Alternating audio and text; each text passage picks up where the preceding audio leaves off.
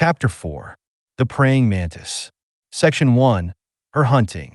There is an insect of the south that is quite as interesting as the cicada, but much less famous because it makes no noise. Had it been provided with cymbals, its renown would have been greater than the celebrated musicians, for it is most unusual both in shape and habits. A long time ago, in the days of ancient Greece, this insect was named Mantis, or the prophet. The peasants saw her on the sun-scorched grass, standing half erect in a very imposing and majestic manner, with her broad green gossamer wings trailing like long veils, and her forelegs, like arms, raised to the sky as though in prayer. To the peasants' ignorance, the insect seemed like a priestess or a nun, and so she came to be called the praying mantis. There was never a greater mistake. Those pious airs are a fraud. Those arms raised in prayer are really the most horrible weapons, which slay whatever passes within reach.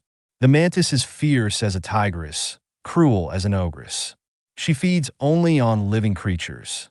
There is nothing in her appearance to inspire dread. She is not without a certain beauty, with her slender, graceful figure, her pale green coloring, and her long gauze wings. Having a flexible neck, she can move her head freely in all directions. She is the only insect that can direct her gaze wherever she will. She almost has a face. Great is the contrast between this peaceful-looking body and the murderous machinery of the forelegs. The haunch is very long and powerful, while the thigh is even longer and carries on its lower surface 2 rows of sharp spikes or teeth. Behind these teeth are 3 spurs. In short, the thigh is a saw with 2 blades, between which the leg lies when folded back. This leg itself is also a double-edged saw, provided with a greater number of teeth than the thigh. It ends in a strong hook with a point as sharp as a needle, and a double blade like a curved pruning knife. I have many painful memories of this hook. Many a time, when mantis hunting, I have been clawed by the insect and forced to ask somebody else to release me. No insect in this part of the world is so troublesome to handle. The mantis claws you with her pruning hooks, pricks you with her spikes, seizes you in her vise, and makes self-defense impossible if you wish to keep your captive alive. When at rest, the trap is folded back against the chest and looks quite harmless. There you have the insect praying. But if a victim passes by, the appearance of prayer is quickly dropped.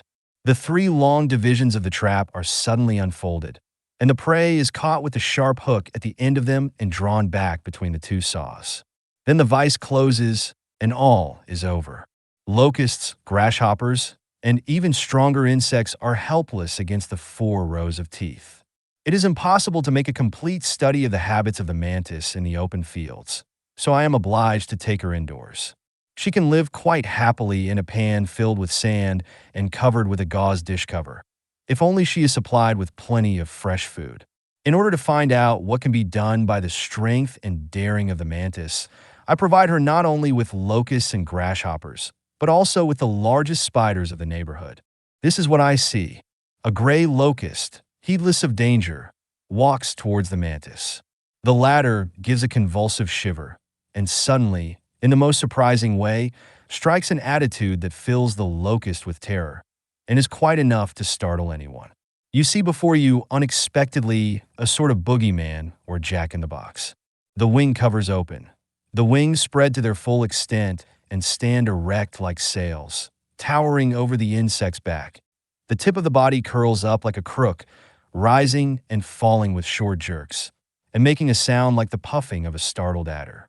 Planted defiantly on its 4 hind legs, the mantis holds the front part of its body almost upright. The murderous legs open wide and show a pattern of black and white spots beneath them. In this strange attitude, the mantis stands motionless, with eyes fixed on her prey. If the locust moves, the mantis turns her head. The object of this performance is plain. It is intended to strike terror into the heart of the victim, to paralyze it with fright before attacking it. The mantis is pretending to be a ghost. The plan is quite successful. The locust sees a specter before him and gazes at it without moving. He to whom leaping is so easy makes no attempt at escape. He stays stupidly where he is, or even draws nearer with a leisurely step. As soon as he is within reach of the mantis, she strikes with her claws. Her double saws close and clutch. The poor wretch protests in vain. The cruel ogress begins her meal. The pretty crab spider stabs her victim in the neck in order to poison it and make it helpless.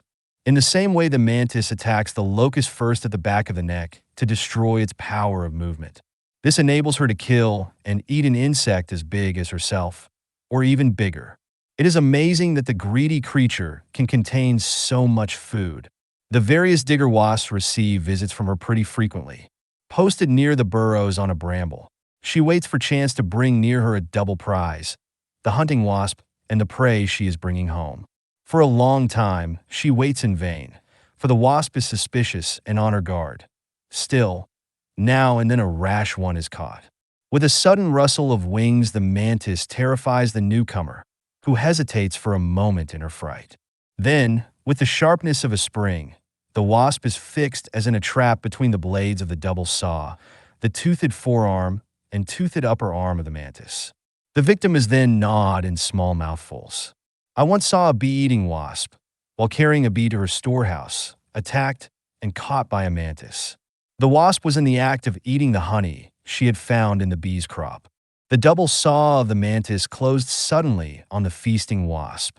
But neither terror nor torture could persuade that greedy creature to leave off eating. Even while she was herself being actually devoured, she continued to lick the honey from her bee. I regret to say that the meals of this savage ogress are not confined to other kinds of insects. For all her sanctimonious airs, she is a cannibal. She will eat her sister as calmly as though she were a grasshopper, and those around her will make no protest, being quite ready to do the same on the first opportunity. Indeed, she even makes a habit of devouring her mate, whom she seizes by the neck and then swallows by little mouthfuls, leaving only the wings. She is worse than the wolf, for it is said that even wolves never eat each other. Section 2. Her nest. After all, however, the mantis has her good points, like most people. She makes a most marvelous nest. This nest is to be found more or less everywhere in sunny places. On stones, wood, vine stalks, twigs, or dry grass, and even on such things as bits of brick, strips of linen, or the shriveled leather of an old boot. Any support will serve, as long as there is an uneven surface to form a solid foundation. In size, the nest is between 1 and 2 inches long and less than an inch wide, and its color is as golden as a grain of wheat. It is made of a frothy substance which has become solid and hard, and it smells like silk when it is burnt. The shape of it varies according to the support on which it is based, but in all cases the upper surface is convex. One can distinguish 3 bands or zones, of which the middle one is made of little plates or scales, arranged in pairs and overlapping like the tiles of a roof.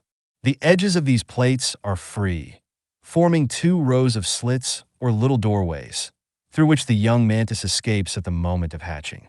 In every other part, the wall of the nest is impenetrable.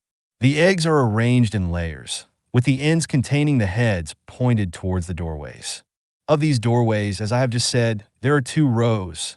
One half of the grubs will go out through the right door, and the other half through the left.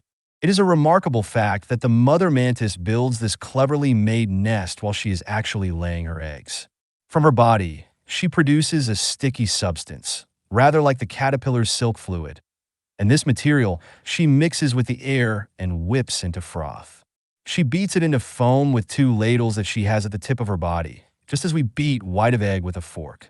The foam is grayish-white, almost like soap suds, and when it first appears it is sticky, but 2 minutes afterwards it has solidified. In this sea of foam, the mantis deposits her eggs. As each layer of eggs is laid, it is covered with froth, which quickly becomes solid. In a new nest, the belt of exit doors is coated with a material that seems different from the rest, a layer of fine porous matter, of a pure, dull, almost chalky white, which contrasts with the dirty white of the remainder of the nest. It is like the mixture that confectioners make of whipped white of egg, sugar, and starch with which to ornament their cakes. This snowy covering is very easily crumbled and removed. When it is gone, the exit belt is clearly visible, with its 2 rows of plates. The wind and rain sooner or later remove it in strips or flakes, and therefore the old nests show no traces of it. But these two materials, though they appear different, are really only two forms of the same matter. The mantis with her ladles sweeps the surface of the foam, skimming the top of the froth and collecting it into a band along the back of the nest. The ribbon that looks like sugar icing is merely the thinnest and lightest portion of the sticky spray, which appears wider than the nest because its bubbles are more delicate and reflect more light. It is truly a wonderful piece of machinery that can so methodically and swiftly produce the horny central substance on which the first eggs are laid, the eggs themselves, the protecting froth, the soft sugar-like covering of the doorways, and at the same time can build overlapping plates and the narrow passages leading to them. Yet the mantis, while she is doing all this, hangs motionless on the foundation of the nest. She gives not a glance at the building that is rising behind her. Her legs act no part in the affair. The machinery works by itself. As soon as she has done her work, the mother withdraws. I expected to see her return and show some tender feeling for the cradle of her family, but it evidently has no further interest for her. The mantis, I fear, has no heart. She eats her husband and deserts her children. Section 3. The hatching of her eggs. The eggs of the mantis usually hatch in bright sunshine at about 10 o'clock on a mid-June morning. As I have already told you, there is only one part of the nest from which the grub can find an outlet, namely the band of scales round the middle. From under each of these scales, one sees slowly appearing a blunt, transparent lump, followed by two large black specks, which are the creature's eyes. The baby grub slips gently under the thin plate and half releases itself. It is reddish-yellow and has a thick, swollen head. Under its outer skin, it is quite easy to distinguish the large black eyes, the mouth flattened against the chest, the legs plastered to the body from front to back. With the exception of these legs, the whole thing reminds one somewhat of the first state of the cicada on leaving the egg. Like the cicada, the young mantis finds it necessary to wear an overall when it is coming into the world, for the sake of convenience and safety. It has to emerge from the depths of the nest through narrow, winding ways, in which full-spread slender limbs could not find enough room. The tall stilts, the murderous harpoons, the delicate antennae, would hinder its passage, and indeed make it impossible.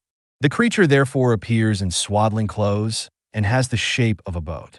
When the grub peeps out under the thin scales of its nest, its head becomes bigger and bigger, till it looks like a throbbing blister.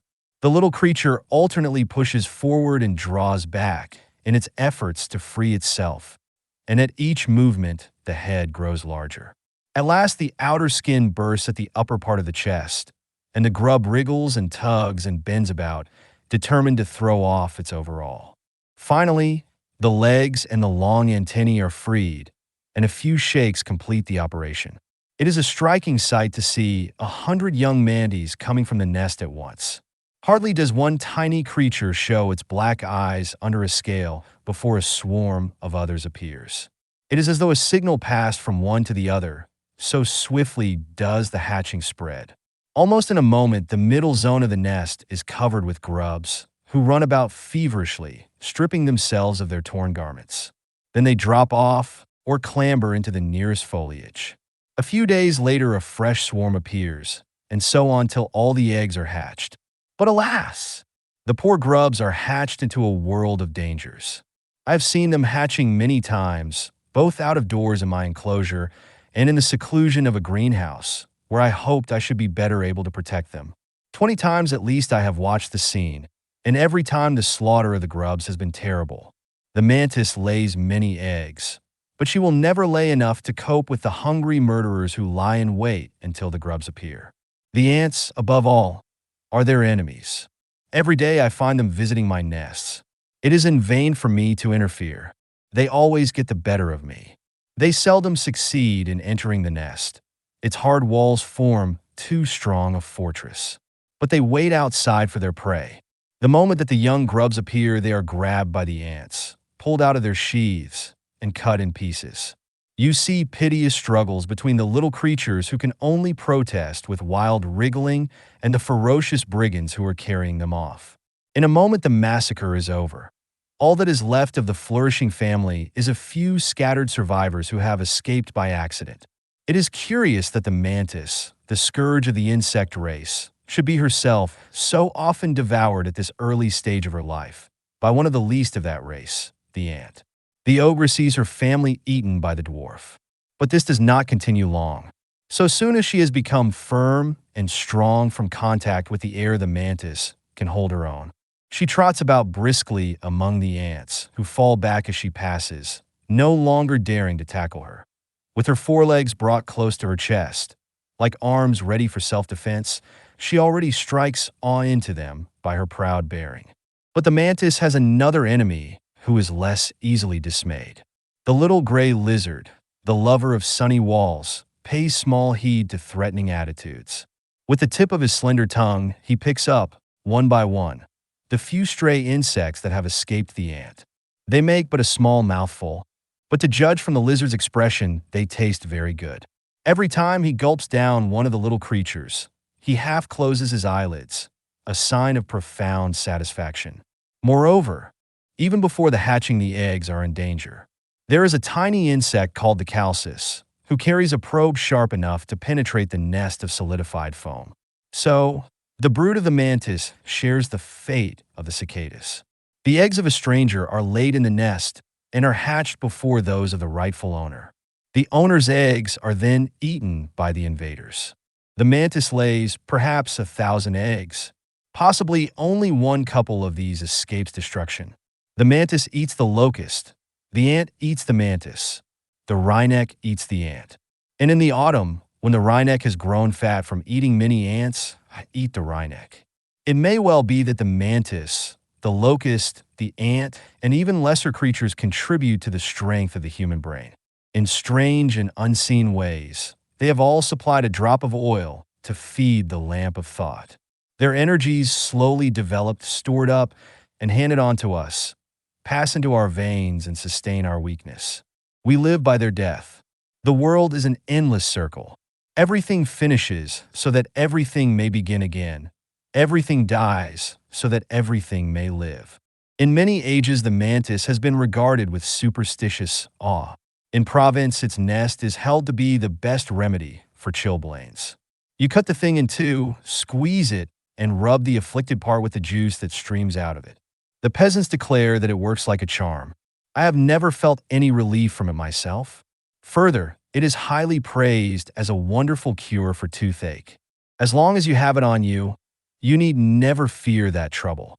Our housewives gather it under a favorable moon. They keep it carefully in the corner of a cupboard or sew it into their pocket. The neighbors borrow it when tortured by a tooth. They call it a tigno. Lend me your tigno. I am in agony, says the sufferer with the swollen face. The other hastens to unstitch and hand over the precious thing. Don't lose it, whatever you do, she says earnestly to her friend. It's the only one I have, and this isn't the right time of moon. This simplicity of our peasants is surpassed by an English physician and man of science who lived in the 16th century.